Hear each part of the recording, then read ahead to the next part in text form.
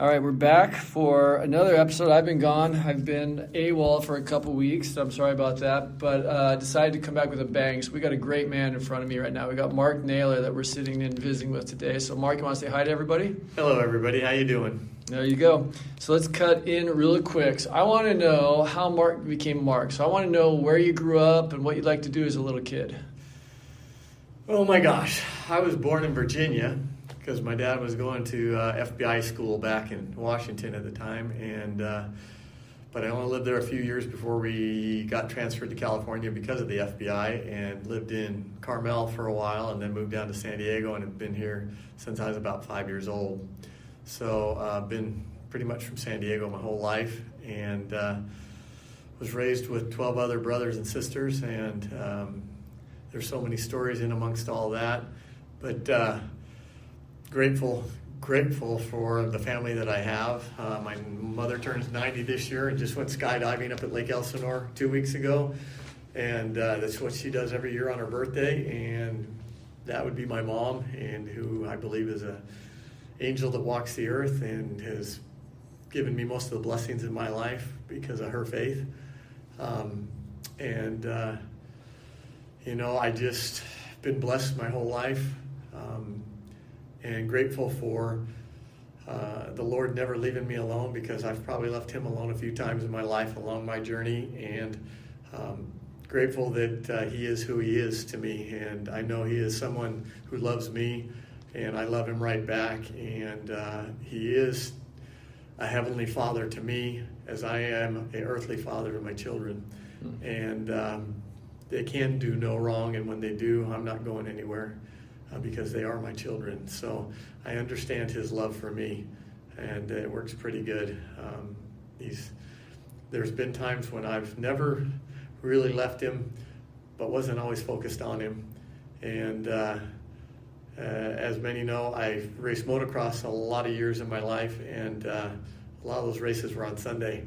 And so I was not at church quite a few years of my life when I didn't live at home any longer, and wasn't going to serve a mission, and wasn't going to do this and do that. And I can tell you right now that the faith of my mother and the love of my Heavenly Father not leaving me alone kept me from going the wrong direction, and served a wonderful mission in Argentina, and came back, and within a few years I'd gotten married, started my business, bought a house, and did the normal things that we think we are supposed to do in this life. Although as I've gotten older, I've realized, there's a lot of things that are a lot more important than having a nice car and a nice home and doing certain things. So it's wonderful that I have the opportunity to learn at 67 years old and still grow. And I've had my business for 45 years now, and it pretty much runs itself, along with my children who help me run it, and other family members that are helping me along the way. My brother in Las Vegas running that entity, and a cousin in Arizona running that segment of it, and it's all family. So very grateful. That was amazing. That's why I love talking. There's so much you just teased me with there that I want to unpack. So where do you fall in the number of 12 kids? I am fourth from the oldest. Fourth from the oldest. There's 6 girls and 7 boys. And the way that came to be is my mom had 10 of us. And my mom and her sister ended up marrying my dad and his brother. So 2 sisters married 2 brothers. And along the way, we lost my uncle to cancer, and we lost my aunt in a car accident.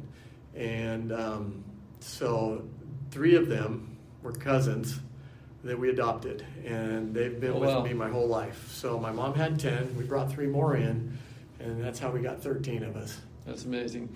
And you, when you were in San Diego, where'd you grow up? Where'd you go to school? Claremont High. Okay. Yeah. What'd you do in Claremont High? Were you a good student? Did you play sports? What'd you like to do? I ran track, broke some track records at Claremont High. Didn't really like school because I was ready to move on in life. I couldn't wait to get out of high school so I could start doing what I thought I wanted to do, which I wasn't sure what that would be, but I knew I could do it if I was just given the chance. And it ended up being solar heating in a solar company for the last 45 years. But I got into a car sunroof company and and started that up. And by the time I sold that company, I had 65 car dealerships I was putting car sunroofs in their vehicles for. I didn't know that. Yeah, and realized that wasn't going to be a forever thing because it just didn't feel like something that we would need in this life. And when the solar initiative came along, I'll say I've been in it longer than most people even knew before it existed. So that's probably true. I've been around a long time. All right. Tell me, there's got to be like a legendary high school story. What's a legendary Mark story from high school? Legendary high school story. Almost getting just pummeled and beat up by the jocks in high school was probably the most legendary. What you don't do is you don't date the jocks' girlfriends after they break up with them. But almost getting just literally just pounded on at lunchtime one day. And what saved me was the toughest, meanest guy in our school was a wrestler who was a member of our ward at the time. And I was surrounded by about 8 of these jocks, and they were ready to just tear me to pieces. And he came walking up and pushed them aside and said, "Hey, Mark, what's going on? You need some help."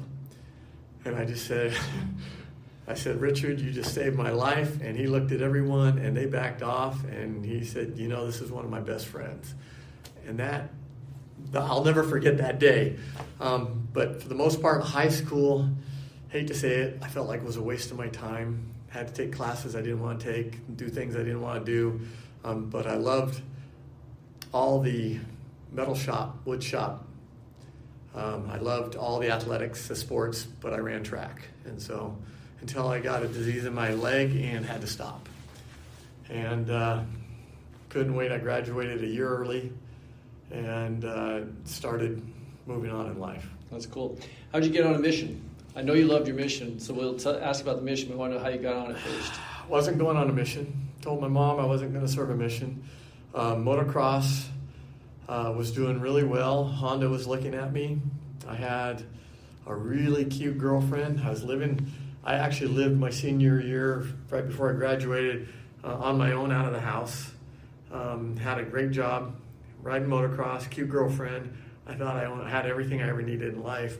And I told my mom I wasn't going to serve. It wasn't my thing. Honda was looking at me to race for him, and I thought this is where I wanted to go. I can maybe become a professional motocross rider. And it was in the middle of the night when I heard that still small voice that said, "I need you to serve." I knew exactly where it was coming from. I knew exactly what it meant. At that time I was probably wishing I hadn't heard it, but I did. And I got up the next day knowing that I was going to serve a mission and rode home after school, told my mom that I was going to go on a mission. And her response was, I know you were. The Lord answered my prayer a long time ago. I was just waiting for him to talk to you. And that was the faith of a mother. And I served 2 years in Argentina, and some of the most incredible experiences, greatest 2 years, literally the greatest 2 years of my life. Tell me one of your favorite stories from your mission. One of my favorite stories, I know I baptized over 50 people on my mission, but one of the greatest stories is my younger brother 8 years later served in a mission in Argentina that wasn't created when I served. So it was a new mission in a new area, and he had talked to me about a gentleman, asked me if I knew him while he was serving, and I said, yeah, I baptized him and his family. And he responded, he's my bishop. Wow. And that was probably one of the greatest gifts ever given me. I get goosebumps to this day. He was a tough nut to crack, and he was smoking, drinking, swearing, probably a little abusive to his family. And here he is, the bishop to my brother on his mission. That's amazing. How did your mission change you? Oh, made me realize that I didn't go on my mission to serve others. My mission served me. It changed me in ways that I couldn't even imagine. I thought I was going to go on a mission, and probably one of the reasons I wasn't going to go is because I didn't want to get behind all my friends that were in my life, and I didn't want to get 2 years behind in college to them, I've always been somewhat competitive, and And I thought, I'm going to come home and be behind everybody. And what my mission taught me, I came home, I was light years ahead of everyone around me. They had like stagnated, they were doing their thing. And the mission, it teaches you humility and obedience and time management and money management and patience. All the attributes you need to have a successful life are on your mission. Mm-hmm. And they exist right there. And just some of the greatest moments with some of the greatest people. That's really sweet. What did you do after your mission? I came home, and I wasn't at home 6 months before we lost my dad in a house fire. Oh, I'm sorry. And I was coming down the street. We lived at the end of a cul-de-sac, and I was coming down the street on my motorcycle and saw him running out of the garage on fire. And he lived long enough to get his affairs in order. The blessings were there. Our bishop was a pilot, flew up and grabbed the prophet, President Kimball, and brought him down to give him a blessing. And the prophet blessed him that he wouldn't suffer. Not that he'd be healed. He wasn't going to be healed. He was burned pretty bad. But that he wouldn't suffer for long. And he lived long enough to get his affairs in order, to have a will put together, and leave my mom in a good place. And so I was about 22 years old right then, and I became a father to my siblings. I have a lot of them that are younger. I went on the camp trips, scouting, everything. Actually, some of them, I bought a house near my mom for my first house. Some of them lived with me.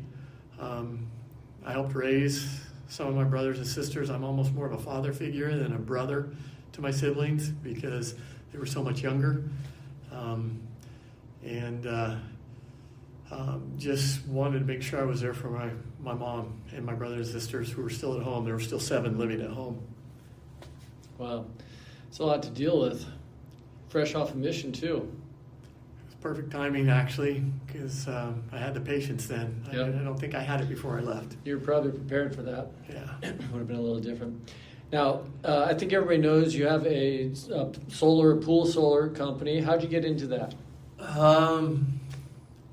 Family in the church was coming down, looking, and got a hold of me, wanted to do manufacturing of solar components. And I said, I'm your man, let's get something started. And that's when I went from my sunroof company into solar, and took a huge cut in pay, doing a startup, and did that for about 2 years and realized there was a lot of need for the installation side of solar, and we were just doing manufacturing, and people were always saying, do you know somebody that can put this in for us? So I was very young, and within a 6-month period, I got married, bought my first house, and started my solar company, and was starving doing it, but went off on my own and started doing work for other companies, construction companies, and it was really tough. When I tell the story, I did, I think, $68,000 my first year, $198,000 my second year, and in my third year I did $1.2 million. And you got to remember, this is 40 years ago. Right. A lot different than what $1 million means now, but and that just took off, and I just kept growing it. That's amazing.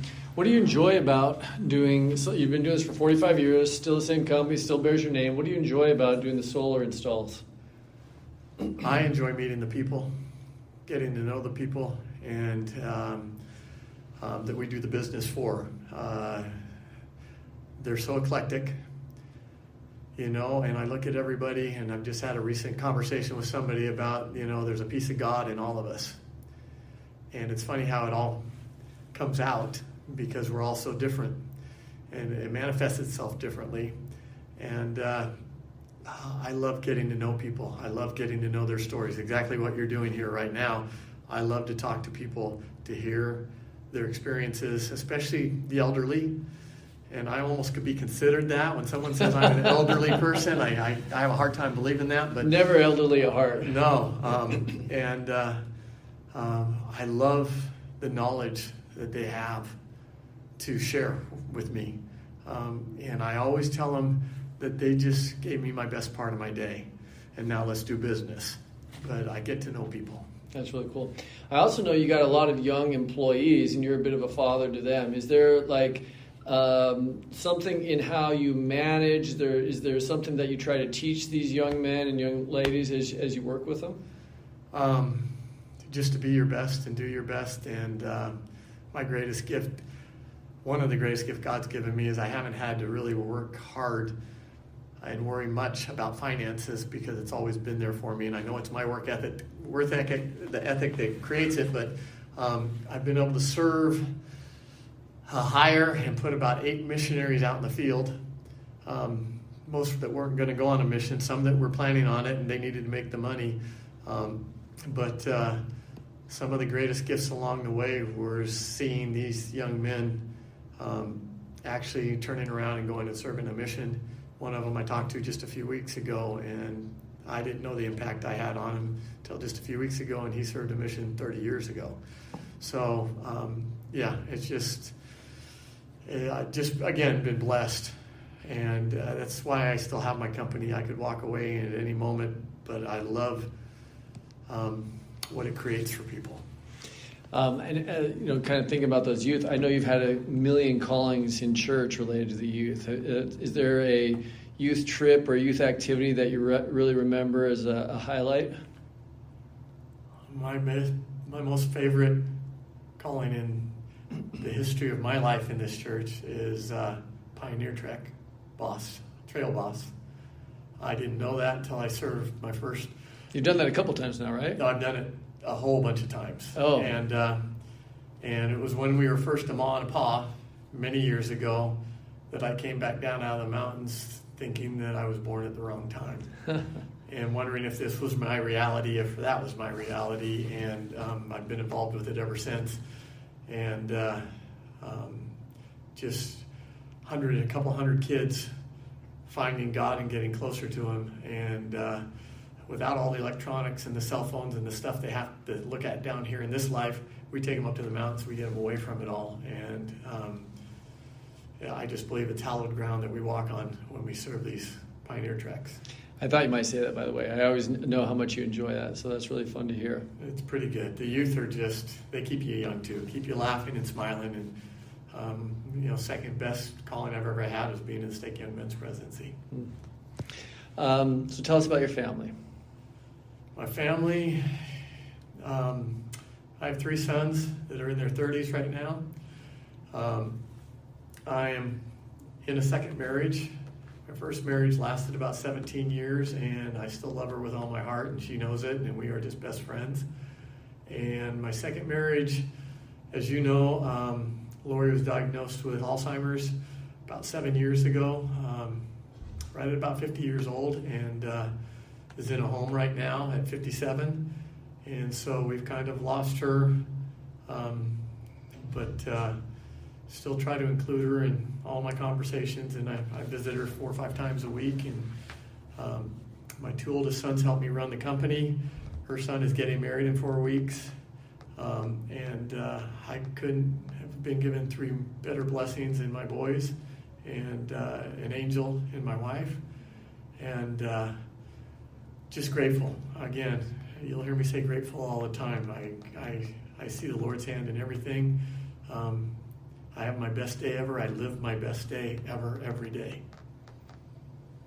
I'm always a better person every time I see you, I'll tell you that.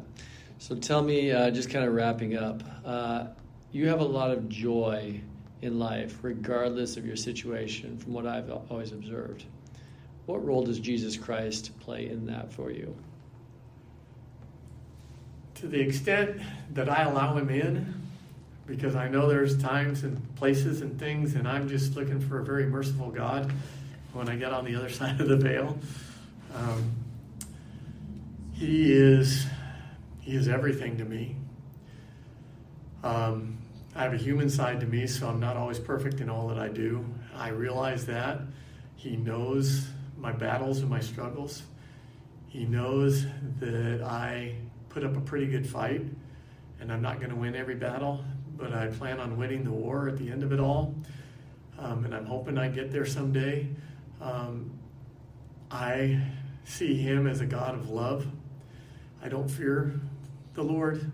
I love him, and if by doing wrong or doing better, it's out of love and it's not out of fear. I've learned to love him with all my heart, because that's what I want my children, that's the way I want them to see me. I could never look down on my children. Even if they disappointed me, I would just love them through it. And I think that's how he is and wants to be with us. I don't want him thinking that I'm afraid of him. He doesn't want me thinking that way either. So he plays a really important part. You know, I live single, I live alone, and I don't have to come to church on Sundays. It'd be really easy not to. But I need that booster shot every week. It makes a difference in my life. Well, I love visiting with you, Mark. You know that I and many others love you, and I love having you be a part of our life. So thank you for making some time today as well. You're welcome. Love you, right. Greg. See ya.